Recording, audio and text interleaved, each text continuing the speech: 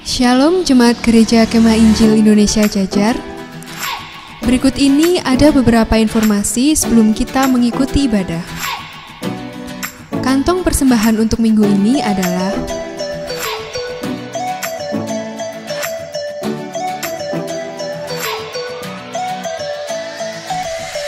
persembahan bisa diserahkan kepada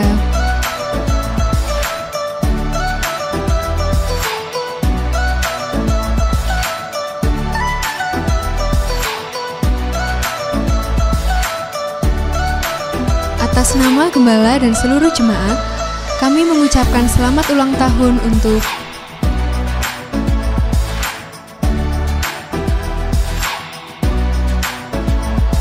untuk mendukung pelayanan kami.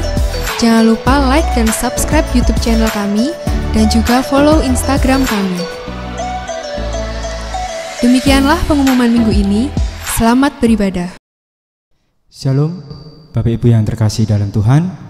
Kita bersyukur karena kebaikan dan kemurahan dari Tuhan senantiasa menyertai setiap hidup kita. Dan pada hari ini, karena kemurahan dari Tuhan, kita bisa melaksanakan ibadah bersama-sama, ibadah raya 25 Oktober 2020 dalam keadaan sehat selamat. Dan kita akan mulai ibadah kita, namun terlebih dahulu mari kita berdoa.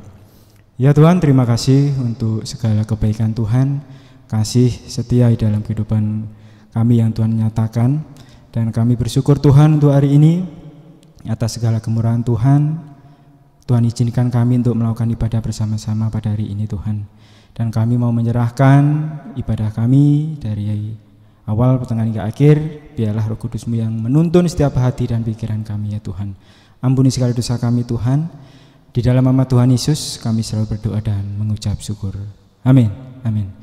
Ya puji Tuhan, kita percaya bahwa rencana Tuhan adalah yang terbaik. Kita akan memuji nama Tuhan tanpa syarat.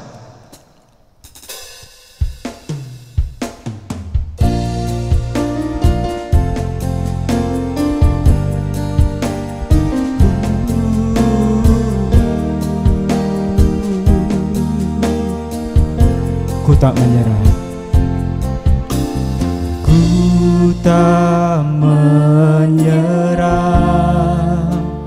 walau kadang ku tak mengerti. Tetap berserah, keyakinan di dalam hati. Rencana yang terbaik, semuanya datang darimu. Karena tanganmu memurnikanku, ku tetapkan hatiku untuk percaya. Syarat takkan goyah, ku nyatakan imanku untuk setia. Senangkan hatimu. Katakan ku tak menyerah.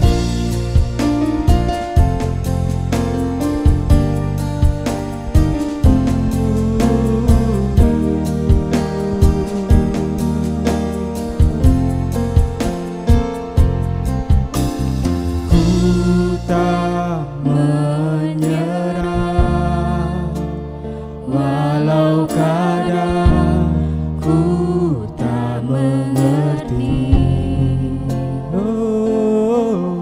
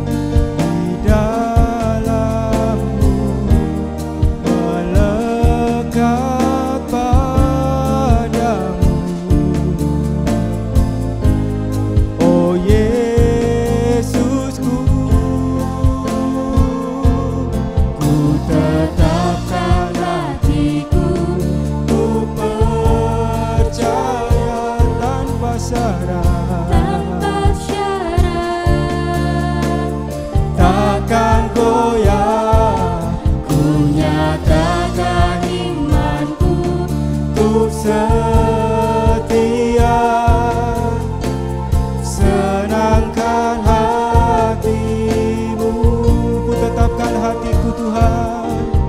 Tetapkan hatiku, ku percaya tanpa syarat, takkan goyah. Ku nyatakan imanku untuk setia. Senangkan hatimu, senangkan hatimu, senangkan hatimu, senangkan hatimu, senangkan hatimu.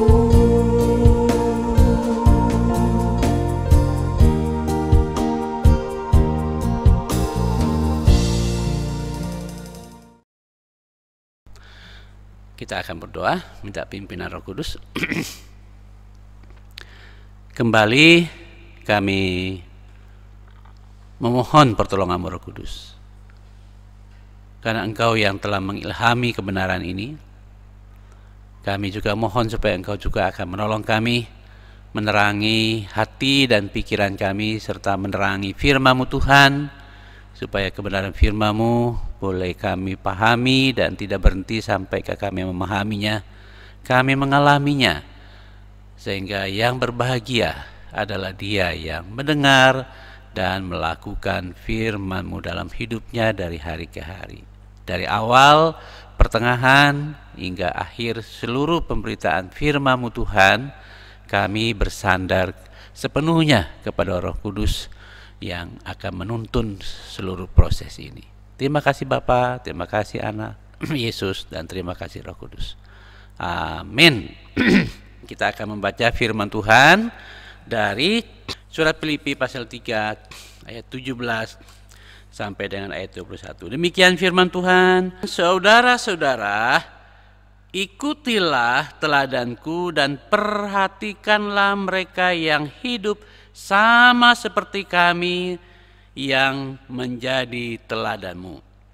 Karena seperti yang telah kerap kali kukatakan kepadamu dan yang kunyatakan pula sekarang sambil menangis, banyak orang hidup sebagai seteru salib Kristus. Kesudahan mereka ialah kebinasaan, Tuhan mereka ialah perut mereka, kemuliaan mereka ialah aib mereka, pikiran mereka semata-mata tertuju kepada perkara duniawi.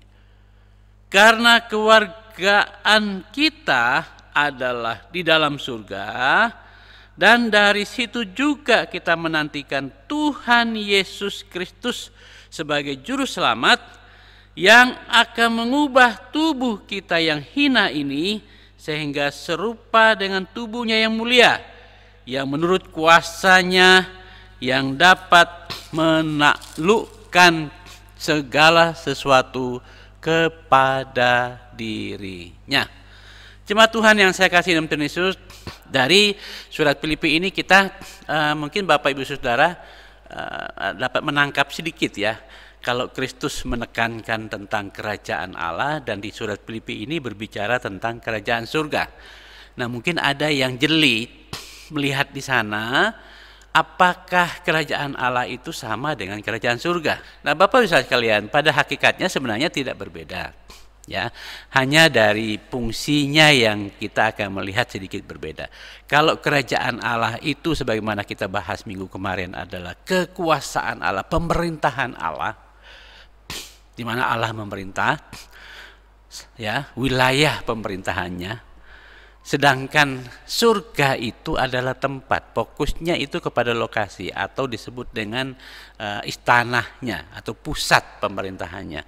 Jadi intinya sama Bapak sekalian ya. Yesus ingin menekankan dan selalu menekankan tentang berita kerajaan surga, karena kerajaan surga dia pesankan kepada kita supaya kita selalu memberitakan kerajaan surga. Tujuannya untuk apa sih? Supaya setiap orang boleh menjadi warga dari kerajaan surganya. Nah, munculnya ayat yang ke-20 ini sebenarnya Bapak Ibu sekalian, ini merupakan sebuah jawaban terhadap situasi dan kondisi yang dialami atau tantangan iman yang dialami oleh pengikut Kristus, orang beriman di kota Filipi. Tantangan apa sih yang mereka alami atau hadapi? Yaitu bahwa di kota Filipi itu ada dua kelompok yang masing-masing mempunyai sebuah penekanan hidup. Kelompok yang pertama adalah tantangan yang dialami oleh orang-orang percaya di kota Filipi itu atau jemaat Filipi adalah itu dari kelompok orang Yahudi yang sangat menekankan bagaimana menanggulangi masalah kejiwaan. Jadi mereka sangat menekankan masalah itu. Nah, kelompok yang kedua itu adalah kelompok dari non-Yahudi. Yang kebalikan dari itu ialah mereka sangat menekankan tentang bagaimana bisa memuaskan keinginan diri sendiri. Dalam bahasa yang sering digunakan di banyak tafsiran itu disebut dengan kepuasan perut. Dari Filipi ini, pasal 3 ayat 20 ini mengingatkan dan menyadarkan sekaligus memastikan bahwa orang percaya, para pengikut Kristus di sana, jangan tergoyahkan, jangan mudah tergoyang dengan pengaruh-pengaruh dari dua kelompok ini. Kenapa? Karena orang percaya harus menyadari, orang percaya harus memastikan bahwa hidupnya bukan dari dunia, bahwa status dan jati dirinya itu adalah jati diri surga. Karena kewargaan negaranya secara rohani, sekali lagi, kewargaan negaranya secara rohani itu dari surga, adalah surga kewargaannya secara rohani. Nah, apa sih pentingnya kewargaan negara itu? Jemaat Tuhan, di dunia ini kalau kita tidak memiliki status kewargaan negara suatu negara, kita kehilangan yang namanya harga diri. Karena status kewargaan negara itu adalah jati diri seseorang. Kalau saya adalah warga negara Indonesia, maka seluruh kebudayaan, seluruh bahasa dan apa saja nilai-nilai Indonesia itu menjadi sebuah nilai hidup saya. Karena saya warga negara Indonesia. Nah, demikian juga di dalam status dan hak kita sebagai warga surga itu menunjukkan jati diri. Oleh karena itu, nilai-nilai kehidupan yang dikembangkan, yang dianut, yang dibangun di dalam kehidupan sebagai warga kerajaan surga, seyogianya, sepatutnya adalah nilai-nilai kerajaan surga. Nah, oleh karena itu jemaat Tuhan yang saya kasih dalam Tuhan Yesus, itu kita melihat dari sisi pentingnya status atau hak sebagai warga kerajaan surga. Nah, oleh karena itu dari firman Tuhan yang tadi kita sudah baca, maka ada beberapa hal penting yang sangat perlu kita renungkan sebagai orang percaya. Ya, Bapak Ibu sekalian, dunia yang kita tempati hari ini bukanlah tempat sejati orang percaya atau pengikut Kristus, bukan. Lalu di mana tempat sejati kita? Tempat kita ini adalah Bapak Ibu sekalian, hanyalah sifatnya sementara. Tempat kecil kita sekalipun bisa saja bersifat sementara. Ya. Demikian juga dunia yang tempat kita sekarang ini juga bisa bersifat sementara. Nah, ada lagi hal yang spesial, yang khusus di situ, yaitu hidup kita sendiri di dunia ini belum tentu juga kita selamanya di dunia. Dan selain dunia ini hanyalah tempat sementara, dunia ini juga merupakan itu dunia di mana kita itu tempat untuk kita geladi bersih sebenarnya. Kalau kita punya event, kegiatan Natal atau apalah, kegiatan pernikahan atau apalah yang kita buat secara besar-besaran, kita mau buat yang terbaik. selalu 2 hari atau sehari sebelumnya ada persiapan yang disebut dengan geladi bersih. Cek semuanya apakah sudah beres, ini sudah selesai semuanya supaya siap. Nah, Bapak Ibu sekalian, kita harus menyadari bahwa kehidupan kita sebagai pengikut Kristus di dunia ini adalah bersifat kita sedang geladi bersih. Hidup ini adalah kesempatan. Tapi saudara perhatikan, benarkah kita menggunakan kesempatan yang masih diberikan oleh Tuhan untuk kita sebagai kesempatan untuk geladi bersih bagi diri kita, mempersiapkan apa yang sesungguhnya yang belum lengkap, belum cukup, belum beres untuk kita masuk kepada acara yang sesungguhnya, yaitu pada saat kita nanti dipanggil oleh Tuhan. Dan yang berikut, karena dunia ini bukanlah tempat kita, tempat sejatinya orang percaya. Oleh karena itu janganlah kita meletakkan harapan kita sepenuhnya pada dunia ini. Itu sebabnya ya bolehlah bangun rumah Bapak Ibu sekalian untuk tempat kita berlindung. Tapi jangan sampai membangun kerajaan dan istana untuk diri kita sendiri. Tewas kita bangun kerajaan dan istana untuk diri kita, tahu-tahu kita tidak sempat menikmatinya. Oleh karena itu Tuhan mengajak kita, mari membangun kerajaannya, kerajaan surga, kerajaan Allah di dunia ini. Itu yang kita bangun. Dengan cara bagaimana? Alkitab berkata di Matius pasal yang ke-6 ayat 19, jangan mengumpulkan harta bagimu di dunia ini. Kenapa? Di dunia ini banyak kerat yang mengaratkan barang-barang itu, banyak pencuri, banyak masalah yang bisa menyebabkan harta itu bisa hilang. Ya. Itu sebabnya jemaat Tuhan, kita tidak bisa meletakkan seluruh harapan kita di dunia ini. Ya, nanti Bapak Ibu Saudara baca di Matius pasal 6 ayat yang ke-19. Matius pasal 6 ayat yang ke-19. Oleh karena itu jemaat Tuhan yang saya kasih dalam Tuhan Yesus, sebagai orang percaya, mari kita sungguh-sungguh melihat fakta yang kedua ini. Ya, fakta yang kedua itu bahwa dunia bukanlah tempat tinggal kita yang sesungguhnya, ya.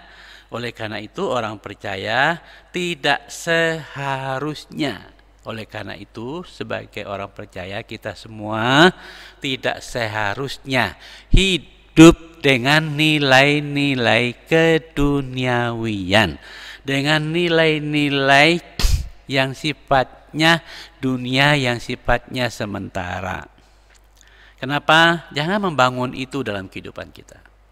Mari kita membangun yang sifatnya nilainya kekal juga. Ya.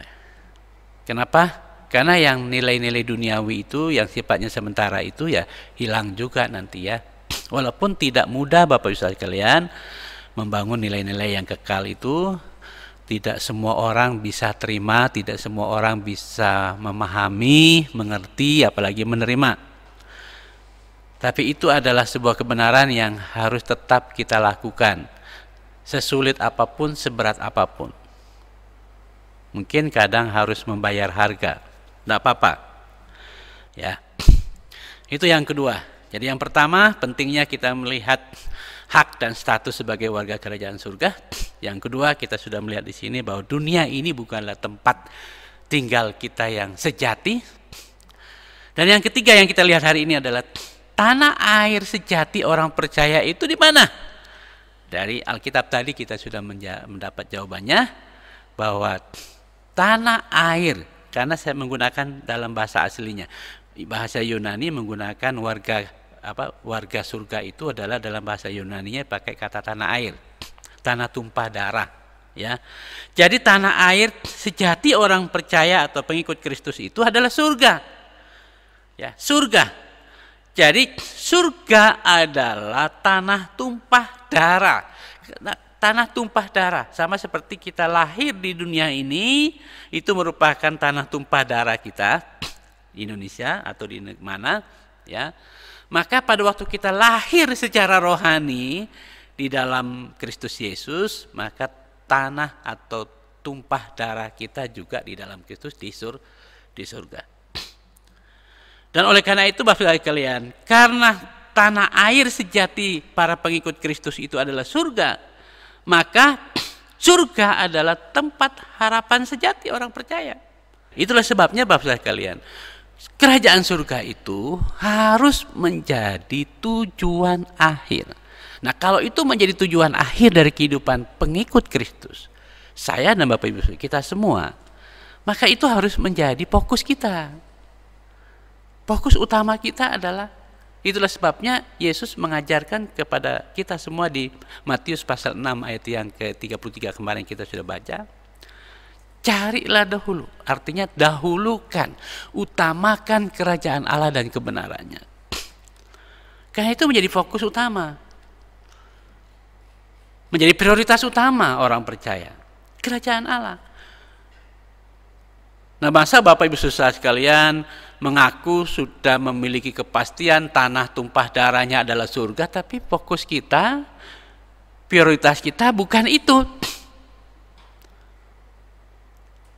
Ya, tidak akan ketemu nanti. Orang kita mengaku itu tanah tumpah darah saya, sasaran saya, tujuan akhir hidup saya, tapi fokus kita ke sini. Tidak ketemu. Nah, karena itu jemaat Tuhan yang saya kasih dalam Tuhan Yesus, mari kita belajar melihat hidup saya ini sebagai pengikut Kristus itu tujuan akhirnya di mana sih? Alkitab berkata surga, warga tanah tumpah darah kita, tanah air kita, surga. Nah, oleh karena itu arahkanlah. Nah, di ayat yang berikutnya itu ada panggilan ya, kita melihat di ayat yang berikutnya ya. Karena itulah sebabnya dikatakan di sana, aku di Filipi pasal yang 3 ini.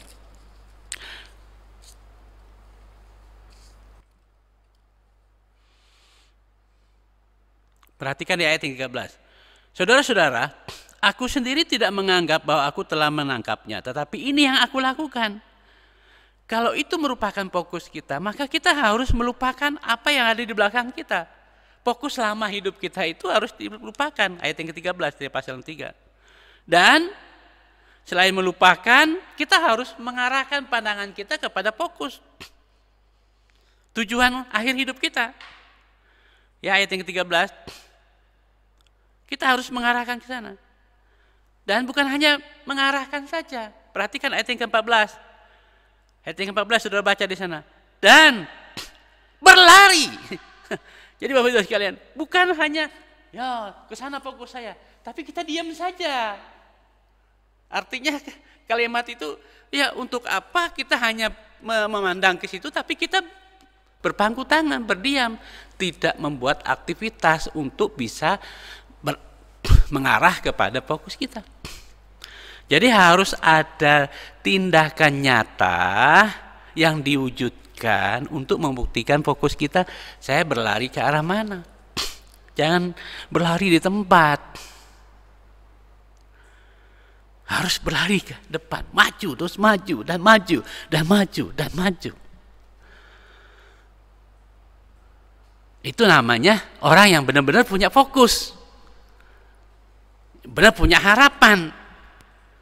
Punya tujuan, punya sasaran hidup yang jelas. Dan kalau cuma berdiam, hanya tahu diam, nah, bagi saya itu mungkin belum benar-benar menjadi sebuah prioritas atau fokus, sehingga tidak memberi prioritas untuk hal itu. Ya. Jadi karena itu Bapak Ibu sekalian yang saya kasih dalam Tuhan Yesus, mari kita merenung dengan serius bagian ini. Kenapa sih Tuhan Yesus mengangkat topik kerajaan surga, kerajaan Allah menjadi tema utama di dalam, karena dia rindu sekali, saya dan Bapak Ibu seluruh umat manusia di dunia ini boleh menjadi bagian dari kerajaannya yang kekal itu, yang tak tergoncangkan oleh apapun. Jangan membangun harapan dan kerajaan di dunia ini yang sebentar akan di bumi hanguskan oleh Tuhan. Hari ini saja orang sedang ketakutan jika terjadi yang namanya mega apa itu ya, trans mega atau mega trans, yang gempa yang begitu luar biasa. Hanya karena pergeseran lempeng bumi di bawah sini yang mungkin bergeser atau apa, duet ketemu, bisa akan terjadi. Apa yang kita bangun sekuat apapun tetap akan roboh. Dan harusnya peristiwa seperti itu membuat kita semakin bijak. Oh iya ya, maka saya harus mulai hari ini mengambil sikap yang benar untuk mengarahkan tujuan hidup saya, pandangan saya, pengharapan, sasaran hidup, fokus saya, prioritas saya kepada surga.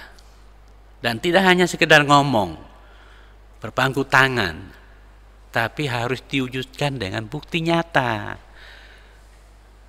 Bagaimana caranya?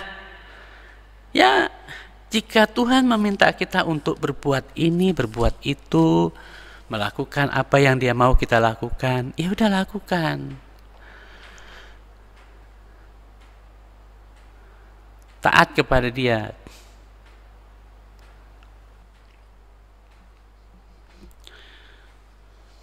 Surga selain menjadi tujuan akhir dari hidup kita, sehingga menjadi fokus, menjadi prioritas hidup kita, surga adalah merupakan jati diri sejati setiap orang percaya atau pengikut Kristus. Oleh karena itu, sebagai jati diri kita harusnya memiliki nilai-nilai hidup sebagai orang yang memiliki hak dan status warga kerajaan surga. Karena jati diri kita, itu identitas kita ya, jati diri. KTP kita itu Indonesia. Oh ya, KTP-nya kan Indonesia, Provinsi Jawa Tengah, Kota Solo, kecamatannya Laweyan, kelurahannya Jajar, RW-nya RW 7, RT-nya RT 7, nomornya sekian. Ya.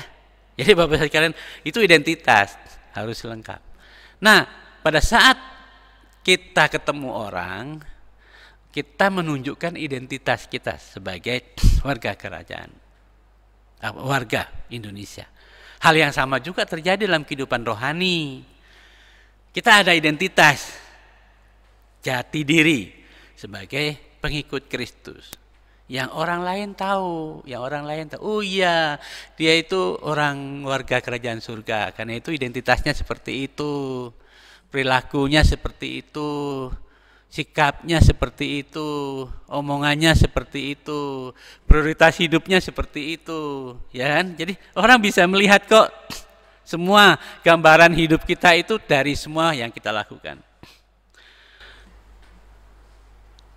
Karena kewargaan negara sejati kita secara rohani itu adalah surga. Jadi surga adalah tempat hakikat sumber hidup sejati kita. Itulah sumber sejatinya hidup kita sebagai orang percaya, pengikut Kristus. Itu surga adalah sumbernya. Itu sebabnya Bapak Ibu sekalian, di luar dari itu kita tidak akan pernah memiliki yang namanya hak untuk masuk ke dalam kerajaan surga. Sekuat apapun kita mau mengakui kita seperti apa, kalau tidak melalui sumbernya, kita tidak bisa hidup ya di sana. Oleh karena itu orang percaya seharusnya membangun hidupnya dengan nilai-nilai surgawi, kerajaan surgawi selama kita hidup di dunia ini. Ya, sudah perhatikan di sana ayat yang ke-20. Dan dari situ jugalah kita menantikan Tuhan Yesus Kristus sebagai juru selamat. Untuk apa? Nah, dari surga yang adalah tempat status hak dan status saya sebagai warga kerajaan surga, dari surga tempat status Bapak Ibu Saudara sebagai pengikut Kristus yang adalah warga kerajaan surga. Dari situlah kita memiliki hak. Saya ulangi lagi. Sebagai warga kerajaan surga yang berjati diri kerajaan surga, yang punya status atau jati diri warga kerajaan surga, atas dasar jati diri status hak kita sebagai warga kerajaan surga lah kita memiliki hak istimewa untuk apa? Perhatikan baik-baik di sini, ayat yang ke-21 sekarang. Untuk menantikan kedatangan Kristus kali yang kedua ke dalam dunia ini, supaya apa? Mari, supaya apa saudara sekalian? Ayat itu yang akan datang untuk mengubah hidup kita sebagai pengikut Kristus, yang tubuh kita yang fana, yang terbuat dari dunia ini, yang terbuat dari debu tanah, yang penuh dengan kelemahan dan dirusak oleh dosa sehingga penuh dengan penyakit, bahkan akhirnya mengalami kematian. Dan Kristus akan datang untuk mengubahnya, menyempurnakannya untuk menjadi seperti tubuhnya Dia yang telah bangkit dari antara orang mati, telah menang atas dosa, telah menang atas maut, atas kematian, dan diberikan tubuh yang sama dengan milik tubuhnya Yesus yang penuh dengan kemuliaan. Nanti Bapak Ibu Saudara baca baik-baik di 1 Korintus pasal 15. Sekali lagi 1 Korintus pasal 15 mulai dari ayat 35. Syukur-syukur Bapak Ibu Saudara baca sampai terakhir, yaitu ayat 58. Yang perlu kita renungkan hari ini dalam proses penyelamatan karya ajaib Allah itu adalah bahwa proses dan persyaratan untuk menjadi warga kerajaan surga yang Yesus beritakan, yang Yesus menekankan di setiap topik pembicaraannya dalam mega proyek misinya. Dia selalu mengatakan, kerajaan Allah sudah datang, kerajaan Allah sudah datang, kerajaan Allah sudah datang, kerajaan Allah sudah datang. Yang diperintahkan adalah kerajaan Allah. Lalu proses dan persyaratannya untuk kita bisa masuk ke dalam kerajaan Allah itu seperti apa? Ya, pertama adalah Allah melahirbarukan kita di dalam diri anaknya Yesus Kristus. Kalau dulu Allah menciptakan kita, Adam dan Hawa, dengan cara langsung oleh Allah, tapi dirusakkan oleh iblis, hancur, berantakan, tanpa lagi ada keutuhannya, sehingga akhirnya manusia buta di sini sana mencari cara dan keselamatan masing-masing. Sekarang Allah mengubah caranya, Dia bagaimana menyelamatkan manusia itu untuk bisa kembali bersama dengan Bapa di surga, di langit dan bumi baru. Itu yang kita baca, Bapak Ibu Saudara baca di dalam Injil Yohanes pasal 3 ayat yang ke-6. Apa yang dilahirkan dari daging adalah daging, dan apa yang dilahirkan dari roh adalah roh. Jadi siapa yang tidak lahir di dalam Kristus, dipimpin oleh Roh Kudus, tidak akan pernah bisa masuk ke dalam kerajaan Allah. Ya, jadi dengan demikian jemaat Tuhan, itulah sebabnya cara proses persyaratan untuk masuk ke dalam kerajaan atau menjadi memiliki hak status jati diri sebagai warga kerajaan surga, kita harus sungguh-sungguh mengalami kelahiran baru dalam Kristus melalui kerja atau karya Roh Kudus. Sehingga akhirnya setiap orang yang sudah dilahirbarukan menurut 2 Korintus pasal 5 ayat yang ke-17, siapa yang ada dalam Kristus, ia adalah ciptaan baru, yang lama sudah berlalu, sesungguhnya yang baru sudah datang. Nah, kalau kita sudah dilahirbarukan, kita sudah dicipta ulang kembali dalam pribadi anaknya Yesus Kristus, maka status kita menurut Yohanes pasal 1 ayat 15, ya, Yohanes 1 ayat 15, tetapi semua orang yang menerimanya, menerima Kristus secara pribadi dalam hidupnya, mengalami kelahiran baru, diberinya kuasa supaya menjadi anak-anak Allah. Kita memiliki hak penuh dari Allah. Allah yang menyatakan, bukan saya. Bukan saya mengaku-ngaku anak Allah, padahal kita belum lahir baru. Allah lah yang menyatakan, karena saya mau dilahirbarukan mengikuti Yesus, menjadikan Kristus Tuhan dan menjadikan Kristus pemimpin hidup saya. Itu yang disebut di dalam pasal 3 3 ayat yang kelima, lahir dari air dan roh dipimpin oleh Kristus yang ada di dunia ini, dan dipimpin oleh Roh Kudus dalam hidup kita, maka kita mengalami status sama seperti Yesus yang adalah anak Allah. Karena itu Bapak Ibu Saudara sekalian, setiap orang yang percaya, mau orang tua kita kayak anak kita kayak semuanya, kalau dia percaya kepada Kristus, satunya cuma satu, anak-anak Allah. Karena semuanya dicipta ulang dalam Yesus Kristus. Setelah kita sudah menjadi anak Allah, kita sudah lahir baru, nama kita disebut anak Allah, maka pasal yang kelima, ayat yang ke-24 di Injil Yohanes, aku berkata kepadamu, sesungguhnya barang siapa mendengar perkataanku dan percaya kepada Dia yang mengutus aku, ia mempunyai hidup yang kekal dan tidak turut dihukum. Kenapa tidak turut dihukum?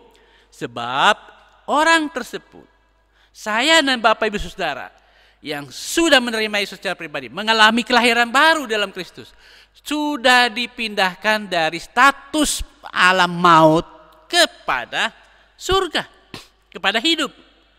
Ya, sebab ia sudah pindah dari maut ke dalam hidup. Karena itu di Lukas pasal 10, ayat yang ke-20 bagian B, Bapak Ibu Saudara baca. Namun demikian, janganlah bersukacita karena roh-roh itu takluk kepadamu, tetapi bersukacitalah karena namamu ada terdaftar di surga. Apalah artinya kita senang-senang bersukacita, wah pelayanan saya hebat luar biasa, wah pelayanan saya mengalahkan macam-macam, saya berbuat segala sesuatu, roh-roh jahat takut kepada saya. Ternyata nama kita belum tercantum di surga. Sehebat apapun akhirnya cuma sifatnya sementara. Karena itu dia memberikan pembanding di sini. Ya, pelayanan baik, kehidupan kita yang hebat luar biasa baik, boleh, tapi jangan lupa, kalau nama kita belum tercantum di bukunya surga, buku kehidupannya surga, kita akan gigit jari nanti di dunia yang sementara ini. Tewas kita terlena dengan kehidupan kesuksesan hidup kita. Tahu-tahu waktu kita meninggal, nama kita dicari di buku kehidupan, nggak ada.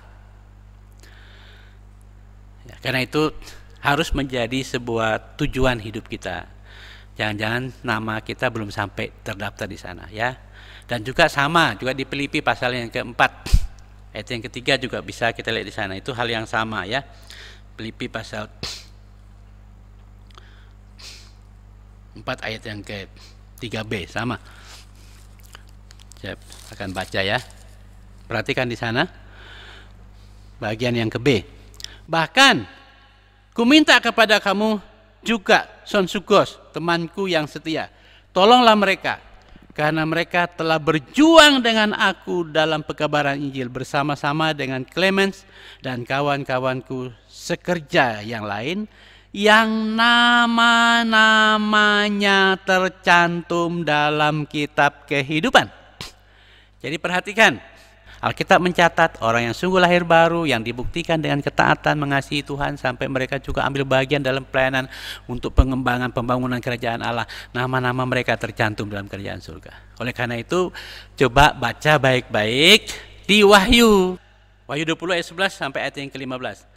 Lalu aku melihat suatu takhta putih besar, dan Dia yang duduk di atas takhta itu, dari hadapannya lenyaplah bumi, langit, dan tidak ditemukan lagi tempatnya. Bumi ini tidak ditemukan lagi tempatnya. Dan aku melihat orang-orang mati besar kecil berdiri di depan takhta itu. Lalu dibukalah semua kitab, dan dibuka juga sebuah kitab lain yang disebut dengan kitab kehidupan. Dan orang-orang mati dihakimi menurut perbuatan mereka berdasarkan apa yang tertulis di dalam kitab-kitab itu, ya, kitab-kitab itu. Jadi ada dua jenis kitab, ada kitab-kitab yaitu kitab-kitab pribadi kita, tapi ada kitab induk, buku induk. Lalu maka laut menyerahkan orang mati yang ada di dalamnya, maut dan kerajaan maut menyerahkan orang mati yang ada di dalamnya, dan mereka dihakimi masing-masing menurut perbuatan mereka. Lalu maut dan kerajaan maut dilemparkan ke dalam lautan api. Itulah kematian yang kedua, yaitu lautan api. Dan ayat 15, setiap orang yang tidak ditemukan namanya tertulis di dalam kitab kehidupan itu, orang tersebut dilemparkan juga ke dalam lautan api itu. Jadi siapa yang namanya tidak tercantum dalam buku kehidupan itu dibuang ke sana. Jadi karena itu jemaat Tuhan yang saya kasih dalam Tuhan Yesus. Jadi pentingnya proses Allah di dalam membawa kita ke dalam kerajaan surga melalui proses ini adalah sangat penting. Syarat, proses, dan persyaratan ini harus kita cermati, renungkan baik-baik supaya tak seorang pun dari kita yang namanya tidak tercantum di dalam buku kehidupan. Lalu proses yang kedua, saat ini. Jadi itu proses pada waktu kita percaya. Setelah kita percaya, apa proses yang sedang Allah lakukan dalam kehidupan kita? Setelah kita sudah percaya kepada Kristus yang sudah mengubah hidup kita, Dia mau supaya hidup kita dipimpin oleh Roh Kudus. Ya, saat ini Allah sedang mengubah jiwa orang percaya pengikut Kristus melalui Roh-Nya yang kudus supaya kita bisa selaras dengan hidupnya Allah. Roma pasal 8 ayat yang ke-14 yang minggu lalu kita sudah bahas, ya. Semua orang yang dipimpin oleh Roh Allah adalah anak-anak Allah. Artinya bahwa anak Allah itu yang memimpin hidup orang anak-anak Allah adalah Roh Kudus. Roh Kuduslah yang memimpin hidupnya anak-anak Allah. Dengan cara bagaimana Dia memimpin dan mengubah kehidupannya di pasal yang ke-12 ayat yang kedua di Roma itu dengan cara mengubah pola pikir kita yang salah. Janganlah kamu menjadi serupa dengan dunia ini, tapi berubahlah oleh pembaharuan budimu sehingga kamu dapat membedakan mana sih kehendak Allah, apa yang baik, yang berkenan kepada Allah dan yang sempurna. Karena itu Bapak Ibu Saudara, perhatikan baik-baik Efesus pasal 1 ayat yang ke-19 dan sampai 22. Dan betapa hebat kuasanya bagi kita yang percaya. Ya, sesuai dengan kekuatan kuasanya bagi kita yang percaya, bagi pengikut Kristus. Ya. Yang dikerjakannya di dalam Kristus dengan membangkitkan Kristus dari antara orang mati dan mendudukkan Kristus di sebelah kanannya di surga, jauh lebih tinggi dari segala pemerintah dan penguasa, kekuasaan dan kerajaan dan tiap-tiap nama. Perhatikan, tiap-tiap nama yang dapat disebut, bukan hanya di dunia saja, melainkan juga di dunia yang akan datang.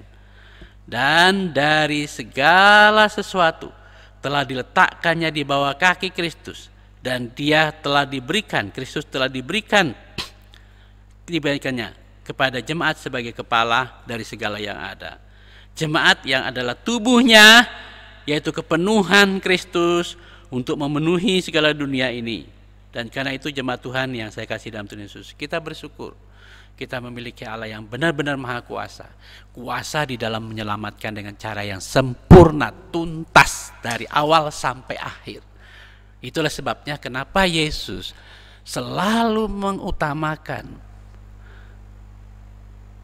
kerajaan surga sebagai tema utama yang selalu diusungnya di dalam mega proyeknya. Oleh karena itu jemaat Tuhan yang saya kasih dalam Tuhan Yesus, jangan kita abaikan kerajaan surga. Jangan kita sia-siakan kesempatan yang Tuhan masih berikan kepada saya dan Bapak Ibu Saudara untuk hidup di dunia. Jangan fokuskan seluruh potensi kita kepada apa yang ada di dunia ini. Dunia ini bukan tempat tinggal orang percaya yang sesungguhnya sejati. Ya, kita sudah disediakan tempat, yaitu menjadi warga kerajaan surga. Jati diri kita adalah warga kerajaan surga. Status dan hak kita adalah warga kerajaan surga. Oleh karena itu arahkanlah perhatian kita, fokuskanlah seluruh perhatian kita kepada surga. Ya, tinggalkan apa yang sudah lalu dari kehidupan kita. Dan bukan hanya mengarahkan pandangan kita, tapi kita harus bertindak, berlari dengan sekencangnya untuk mencapai surga yang Tuhan sediakan untuk saya dan Bapak Ibu Saudara sekalian sebagai pengikutnya. Tuhan Yesus berkati, kita berdoa. Ya Bapa Surgawi, terima kasih untuk firman-Mu yang Kau berikan bagi kami. Hamba-Mu sangat terbatas sekali dalam mengungkapkan kebenaran ini. Tapi sekali lagi hamba menyadari bahwa Engkaulah yang punya firman, Engkau yang telah mengilhami ya Roh Kudus firman ini.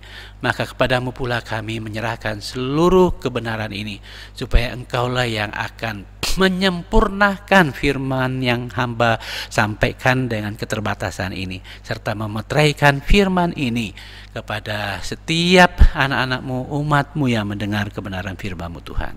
Juga untuk kehidupan kami secara jasmani, juga Engkau pelihara, Engkau lindungi, Engkau jaga satu persatu setiap anak-anak-Mu, jemaat-Mu Tuhan yang sakit, Tuhan sembuhkan, sempurnakan kesehatan mereka. Dan mungkin ada anak-anak Tuhan lain yang dalam kondisi fisik yang lemah, Tuhan mau jamah Engkau pulihkan dengan kuasa-Mu tidak pernah berubah ya Tuhan. Juga kami mohon Engkau berkati anak-anak-Mu dalam pekerjaan, usaha, bisnis, dagangan mereka. Berkati juga pergumulan-pergumulan dari setiap anak-Mu Tuhan. Berkati kegiatan-kegiatan pelayanan yang ada, baik ibadah doa setiap hari Kamis, Tuhan campur tangan, Tuhan berkati.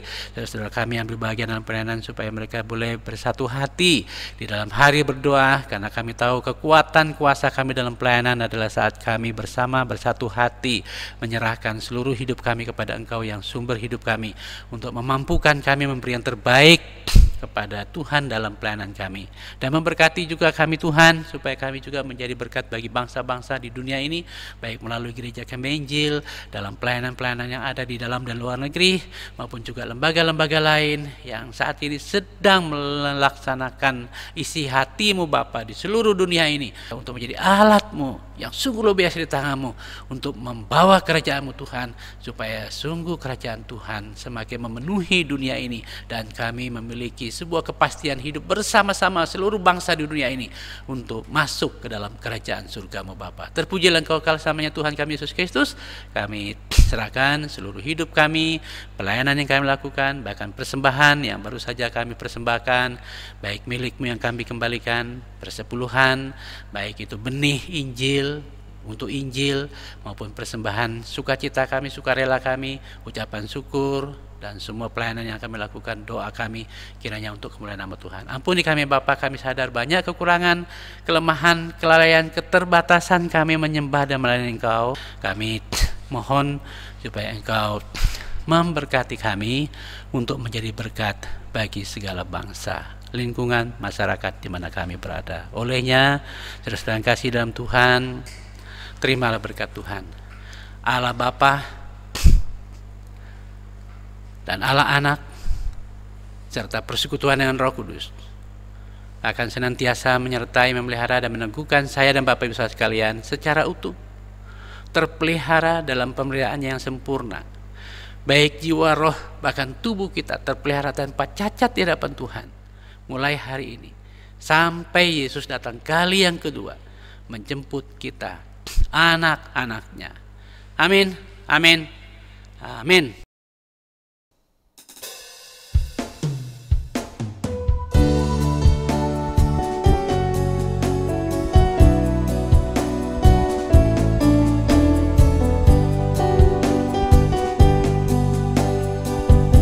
Kau tahu hati kami Tuhan.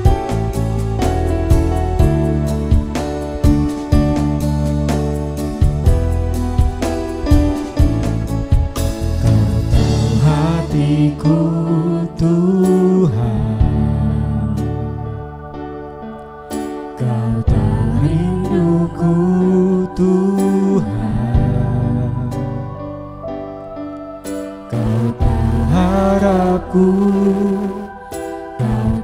mimpiku di tangan-Mu Tuhan. Dalam setiap jalanku, dalam setiap langkahku, hanya Kau Tuhan yang kuandalkan menghadapi semua. Yesus, Kau anugerah terindah dalam hidupku. Kau sungguh berarti di setiap jalanku. Anugerah-Mu selalu mempesonaku. Yesus, Kau terbaik, Yesus, Kau termanis di dalam hidupku. Kau tahu hatiku Tuhan, Kau tahu hatiku Tuhan, Kau tahu rinduku Tuhan. Kau tahu rinduku Tuhan. Kau tahu harapku, Kau tahu mimpiku di tangan-Mu Tuhan. Oh, dalam segenap jalanku, dalam setiap langkahku, hanya Kau Tuhan yang kuandalkan menghadapi semua. Yesus, Kau anugerah terindah dalam hidupku. Kau sungguh berarti di setiap jalanku. Anugerah-Mu selalu mempesonaku. Yesus, Kau termanis, Yesus, Kau termanis di dalam hidupku. Yesus, Kau anugerah, Yesus, Kau anugerah terindah dalam hidupku. Kau sungguh berarti di setiap jalanku. Anugerah-Mu selalu mempesonaku. Yesus, Kau terbaik, Yesus, Kau termanis di dalam hidupku. Yesus, Kau terbaik, Yesus, Kau terbaik, Yesus, Kau termanis di dalam hidupku.